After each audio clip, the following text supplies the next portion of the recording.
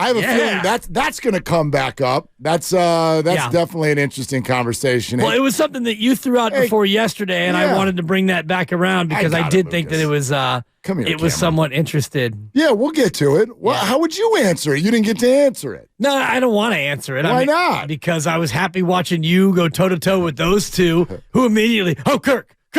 And then I saw your face, and I thought, you know what? I'll just go ahead and lay out on this one. But in terms of what you were saying, Brock or Kirk, no contracts involved, no long-term deal involved. Who do you want right now for this team in this situation? For me, it's Brock because me too. Kirk is a good quarterback. He's a good thrower. But I look at what Brock is already doing in this team and with this system and his ability to do it with the play action and the motions and all the rest of it. I think it's Brock. Okay, since we're here, this is the 1-year anniversary of the McCaffrey deal. We got some McCaffrey stuff that you both need to hear and react to. But since we're here, let's do this for a second. I wish those guys were still in here. Man, they walked out of here after starting a fire. Now I know exactly what I'm going to yell at them about on Monday. Yep. All of this, we found our guy. I heard Steiny say an hour ago, there aren't actually Brock Purdy haters.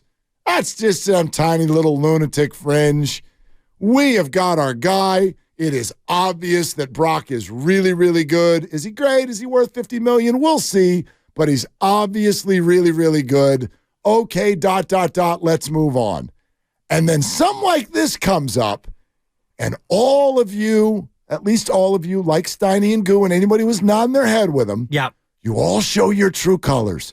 Because if I had offered you Kirk Cousins, if I had offered him to you a couple of years ago, or even before this season, you all would have laughed. Oh my gosh, that underachiever? Sure, he used to be an overachiever. He's a 4th-round pick.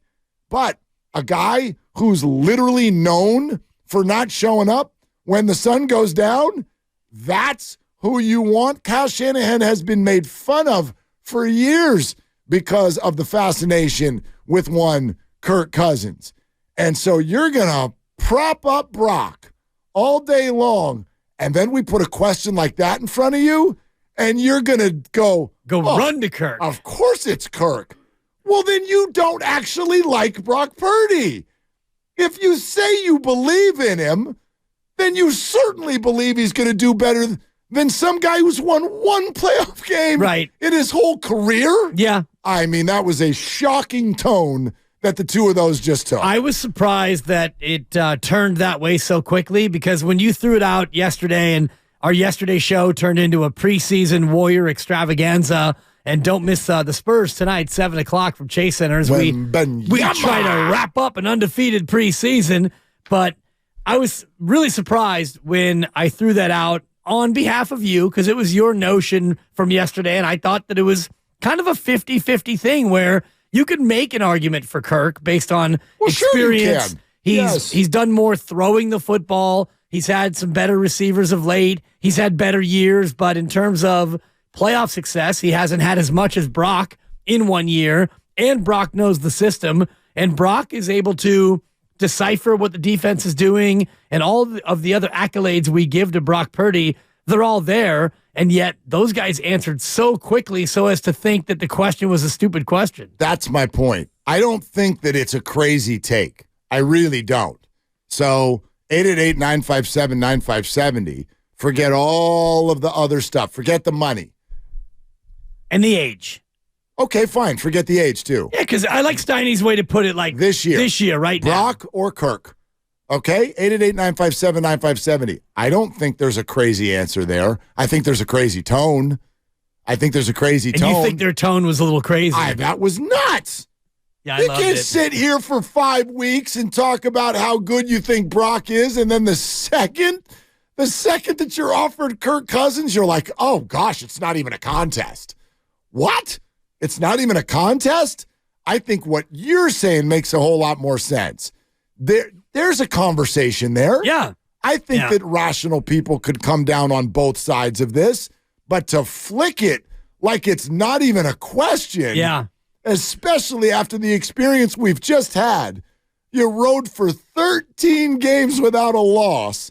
Oh, Yeah, he's clearly shown everybody that he's the guy, and he's really good, and this, that, the other. Well, the bloom is off the rose, Mark. My gosh. He's coming off a loss. That was wild.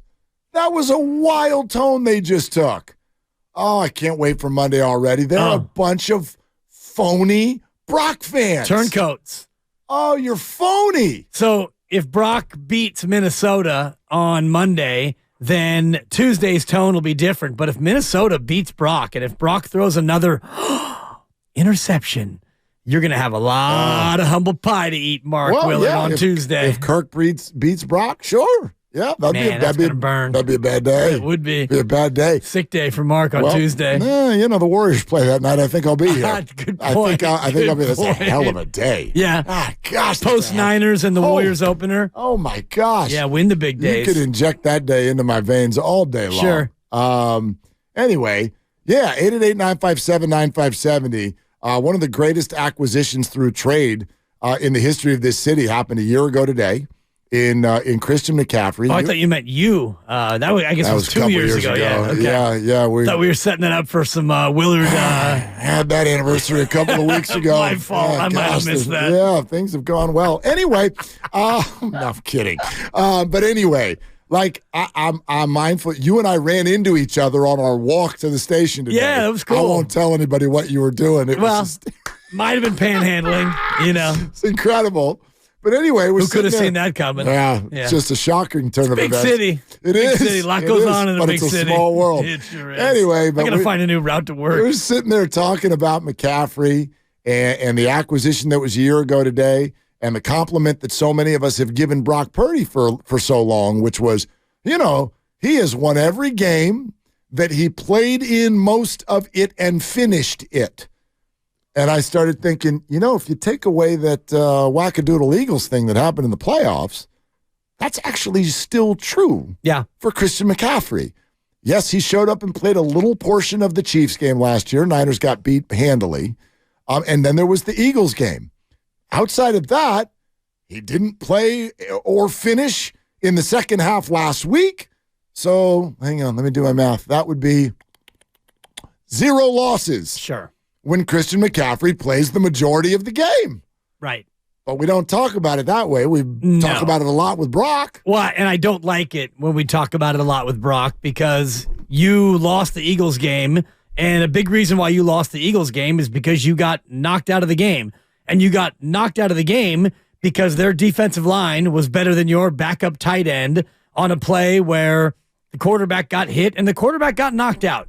And Christian McCaffrey, he doesn't know what play he got hurt on against Cleveland. It was one of maybe 4 different plays he was saying where he got hurt, but they ostensibly knocked you out of that game. So the whole idea about starting a game and finishing a game, for me in football, it's not a thing. If you play in a game, you play. And if you're a QB and you start the game, you get the winner, you get the loss. I get it. I think that's fair to a degree. If you get knocked out, you get knocked out. But by the same token, I also understand the argument that it's like, well, let's kind of talk about what was going on in this game and who played the majority of the game. So to either hang a loss on Purdy and McCaffrey or anyone for what happened in Philadelphia, I think that's pretty tough. To steal something from what they achieved against Miami last year, I think is also unfair. But I get what you're saying. Yeah. You get knocked out, you get knocked out. I hope Steiny and Guru have gotten to their cars. 888-957-9570. Watch this. Let's start with, because we got a whole line of them, let's start with Dollar Bill. Hey, Dollar Bill, you're on with Willard and Dibs. What you doing? Happy Friday, boys. I'm on my way to the Bruce Mahoney game in the city. Nice. Nice job. Go SH. Anyway, the reason why I'm so glad, Mark, that I was in the car when you piped in, because when Steiny and Guru were going off about what they said, I was just like, you took the words right out of my mouth. Like, come on, guys. Are you serious? I think I would love to hear what they would have thought if Moody made that kick last week. Yep. Because then it would still been on that, hey, he didn't have a great game, but he still got him in a place to win at the end. And he's still undefeated. I just believe that sometimes the grass is maybe greener on the other side, and I'm of a belief that if you got a Ferrari, don't change parts. You got a fantastic ride.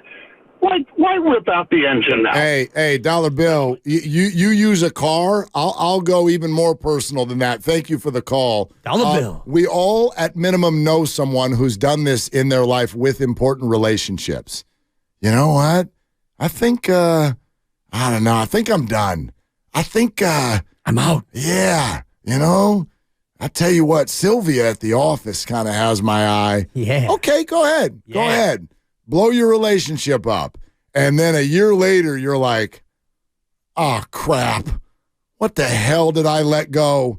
What did I do? Well, that person you let go is crushing it. The job's going great. They found someone new. They're happy as all get out. They're all over Instagram smiling at you all day long. Yeah, I do think there's some of that. Now, I want to be very clear with, I think, where you and I are here. Yeah. I don't want this to sound like I'm like, Kirk or Brock? What a stupid question. Of course it's Brock. I don't feel that way. Yeah. My response is I can't believe that they feel that way. I was shocked, yeah. Like, they made it sound like it's the easiest, Bonte, stupidest question ever. I thought when you said it 2 days ago on our show thread, I thought we could get into a real 50-50 back and forth kind of a old-fashioned sports debate if we needed content about the idea, because Kirk does a lot of things that are really, really good. He's a good player. Yeah, he's been good in this league for a long time. He's a good passer. He's really, Spartan with the football. He doesn't give it away a lot, and he's got a high football IQ. But Brock in this system has been near perfect. I was also shocked at the way they kind of matumboed the very notion of it being even a question. Guru fell back in his chair. For those of you not YouTube, he was like, oh, it is Kirk. And he fell back against the back of his. I'm like, what? Really? And I knew Steiny would be immediate Kirk. Well, he's got a a fascination with the Vikings. It's Kirk. Yeah, and Kirk. Fine. But that's kind of what I'm getting at. You can answer that question, Kirk Cousins, and I don't think you're crazy. I'd love to hear what you have to say. But to act like this is some sort of wild, ridiculous question. Insulting, Mark. That's interesting. It's like I said, Brock or Mahomes. I will hereby never allow those two to show Brock love ever again. That's it? No. It's over? It's fake. He's dead to them? It's Drake. That's some fake love, homie. That's a 4. That is some fake love. Look at you going to Canada for a reference. Oh, my God. That was nice. That's some fake love right there that we just been feeling for the last 5-6 weeks in this building. Well, Tuesday morning will be interesting. If it's Niners 31, Vikings 17, and they both come in and Brock Purdy, MVP candidacy. Steiny, I've been sleeping on Brock. Nope. Police. Guru, I told you that Kirk's career was over. I've been a Brock guy this whole time.